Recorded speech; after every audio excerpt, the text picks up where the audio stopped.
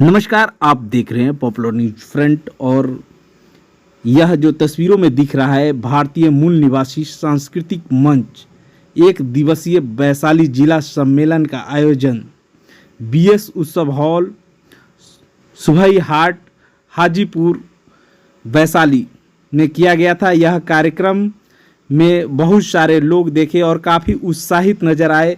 इनका उत्साह देख के लग रहा है कि यह कार्यक्रम कुछ अलग हुआ है और लोग इसमें काफ़ी उत्साहित दिख रहे होगा आपको। इसमें महिलाओं की भी काफ़ी भागीदारी रही और हर उम्र के लोग इस कार्यक्रम में सम्मिलित हुए थे।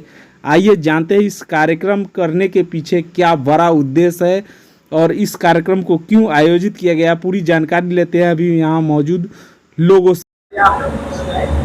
आज का कार्यक्रम जैसा कि आप बैनर देख रहे हैं उसके अनुसार भारतीय मूल निवासी सांस्कृतिक मंच के माध्यम से एक जागृति का कार्यक्रम था और उसके अंदर खास करके महिलाओं में जिस प्रकार से अंधविश्वास और पाखंड को लेकर के समाज जो बैठ जा रहा है उसके प्रति लोगों को जागृत करने के लिए, खास करके महिलाओं को जागृत करने के लिए कार्यक्रम यहाँ पर रखा गया था। और उसके अंदर और भी बहुत सारी चीजें हैं जिसको, जैसे हमारा कल्चर है, संस्कृति है, उस संस्कृति को कैसे वापस सुदृढ़ किया जाए, मजबूत किया जाए, जिससे कि आने वाली पीढ़ियां, यानी कि आने वाला जो भारत की जनरेशन है, जिससे कि भारत के नागरिक निर्माण होते हैं उनके अंदर, क्योंकि जैसी संस्कृति हमारी होगी वैसा ही संस्कार आएगा, संस्कार जैसा आएगा वैसे ही पीढ़ी तैयार होगी, यानी वैसे ही नागरिक तैयार होंगे। अगर भारत के अंदर हमें सच्चे और ईमानदार और देशभक्त राष्ट्र के प्रति और सामाजिक ईमानदार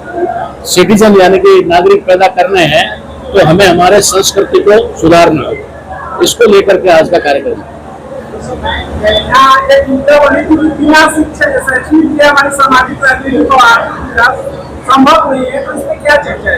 देखिए, उसमें एक सिस्टम है कि जिस देश के अंदर जहाँ की जैसी सामाजिक स्थिति होती है, सामाजिक ढांचा, वैसा ही उसका आर्थिक ढांचा होता है, वैसा ही उसका राजनीतिक ढांचा होता है और वो राजनीतिक ढांचा ही सत्ता का तय करता है। वैसे समाज व्यवस्था के अंदर, भारत के अंदर जो वर्ण व्यवस्था है, उस वर्ण व्यवस्था के मुताबिक जो समाज, जो जाति जिस पायदान पे है, नीचे है, तो उनका आर्थिक रूप से भी कमजोर है, राजनीति में भी कमजोर है, शैक्षणिक रूप में भी कमजोर है और धार्मिक रूप से भी उसको हीन माना जाता है। ठीक उसी प्रकार से जो जाति इस व्यवस्था के अंदर टॉप पर है, ऊपर है, वो राजनीति में भी ऊपर है, आर्थिक में भी ऊपर है, धार्मिक में भी ऊपर है और शिक्षा में भी ऊपर है। इसी प्रकार का जो ढांचा है, ये हमें एक समानता के ढांचे में लाना है, समान करना है, सबको समान शिक्षा मिले, एक शिक्षा मिले और सभी लोगों के लिए शिक्षा अनिवार्य और निःशुल्क हो। महिला शिक्षा की अवधि माता सावित्रीबाई फुले का उदाहरण देकर के लोगों को समझाने का प्रयास किया गया। क्या लगता है कि माता सावित्रीबाई का उदाहरण देने से समाज में परिवर्तन होगा, महिलाओं में खास करके जागृति आ पाएगी? देखिए, किसी महिला जो है किसी भी समाज की आधी आबादी है और महिलाओं को जागरूक किए बिना या सशक्त किए बिना किसी भी समाज की दशा में कोई परिवर्तन नहीं किया जा सकता। रही माता सावित्रीबाई फुले की बात, तो माता सावित्रीबाई फुले महिलाओं की एक आदर्श होनी चाहिए, क्योंकि आज हम जो कोई भी महिलाएं किसी भी समाज की हो, चाहे वो समान वर्ग की हो, ओबीसी की, एससी की, एसटी की, वो सारी महिलाएं आज जिन ऊंचे पदों पर बैठी है, शिक्षित हो गए, और माता सावित्रीबाई की ही देन है।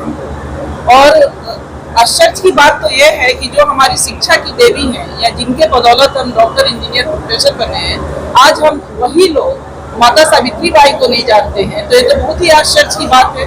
तो मैंने यही बताने की कोशिश की कि माता सावित्रीबाई फुले ने हम महिलाओं के लिए कितना बड़ा आंदोलन चलाया, कितना बड़ा त्याग किया, कि उन्होंने उस समय में जब महिलाओं का पढ़ना लिखना भी पाप समझा जाता था, कोई उसकी व्यवस्था नहीं थी, उसको पढ़ने लिखने का अधिकार नहीं था, उस समय में भी उन्होंने सारी समस्याओं को झेलते हुए हम महिलाओं के लिए स्कूल खोले और उसमें ज्योतिबा फुले का बहुत बड़ा योगदान रहा माता सावित्रीबाई फुले को आगे बढ़ाने में, पढ़ाने में।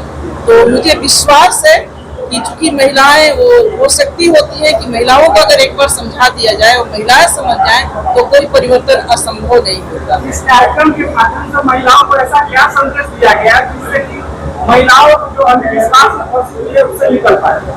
देखिए, मैं महिलाओं को यही संदेश दिया गया कि महिलाएं जो अंधविश्वास पे आज फंसी हुई हैं वो तारीकी बन, तर्क वितर्क करें। जैसे महामानव बुद्ध भी कहते हैं कि कोई भी घटना जो घटती है उसके पीछे कोई ना कोई कारण है तो निवारण है।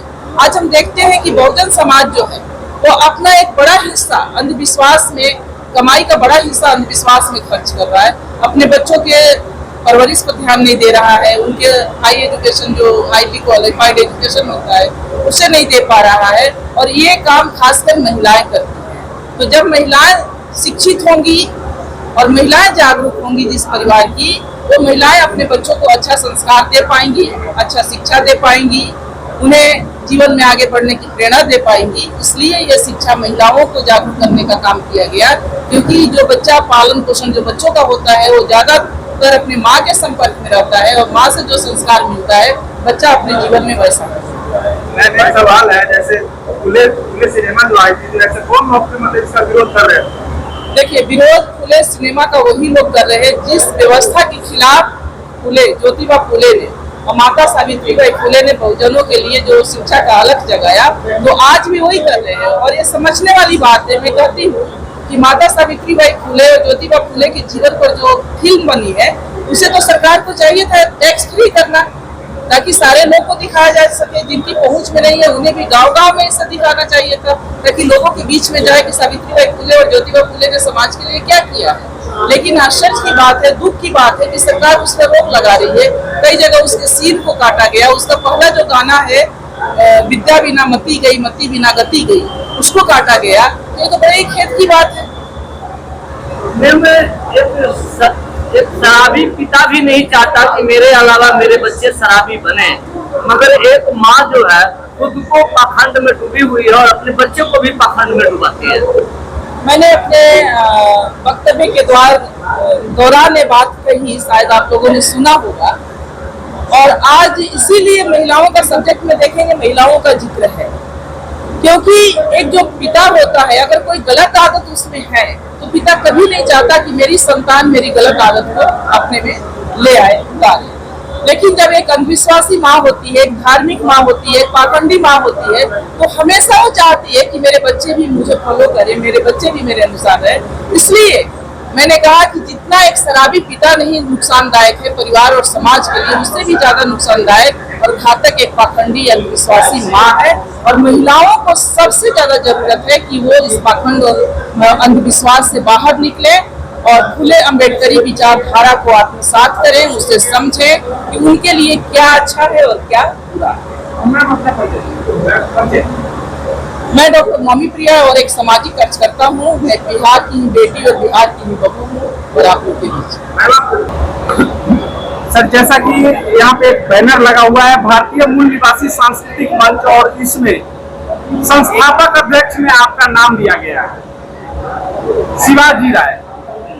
तो क्या आप संस्थापक अध्यक्ष है? इस संगठन का उत्पत्ति कैसे हुआ और क्यों किया गया? देखिए, मैं बचपन से कबीर साहब की विचारधारा से प्रेरित, और मैंने नजदीक से समझा कि हमारा समाज मानसिक रूप से गुलाम, और उस गुलामी की वजह से सारे जितने हमारे समाज की अवनति का कारण है वो समाज एक का कारण। और ये जो संगठन निर्माण हुआ वास्तव में ये मूल निवासी समाज की आज़ादी का आंदोलन है। मूल निवासी समाज का आज़ादी का आंदोलन है। और आज़ादी किससे? आज़ादी वो विदेश के लोग आके हमारे समाज के लोगों को मानसिक रूप से गुलाम बना दिए गए, उस गुलामी से आज़ादी करने का ये आंदोलन। और क्योंकि ये हम लोग मानते हैं कि जब तक हमारा समाज उनके मानसिक रूप से गुलामी से आज़ाद नहीं होगा तो हमारे समाज का।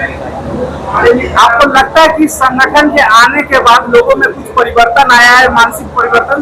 इसलिए मैं इसलिए मानता हूँ कि जब मैं इसका ट्रायल शुरू किया था अपने घर से 1984 में, तो मैं अकेला था और कुछ कांग्रेस ग्रुप के लोगों ने मुझे उस समय मदद किया था 1984 में। कुछ हमारे साथी यहाँ आए जो मुझे जानते हैं। और आज कम से कम ज्यादा नहीं तो 1-2 लाख तो हमारे समर्थक है ही। और सारी इंडिया में हमारे अभी तारानंद नैना साहब है, डॉक्टर नवीन किया है, उनके जैसे लोग जो आके हमारा समर्थन कर रहे हैं, इस विचारधारा में हम सहयोग कर रहे हैं। इनसे ज्यादा हम क्या चाहिए। अभी मात्र 40 बरस का ये है लड़ाई। और क्योंकि हम जिस समाज से बिलोंग करते हैं उसमें थोड़ा सा ये है कि एजुकेशन पहले बहुत कम था। अब यही समझिए कि मैं अपने खानदान का पहला मित्र हूँ। ये मेरा लोगों से क्या संदेश होगा? ये लोगों से क्या संदेश होगा? संदेश ये है कि अपने समाज को आजाद कराइए और विदेशियों को जो मान आपको करके उसको त्याग दीजिए और क्या धन्यवाद।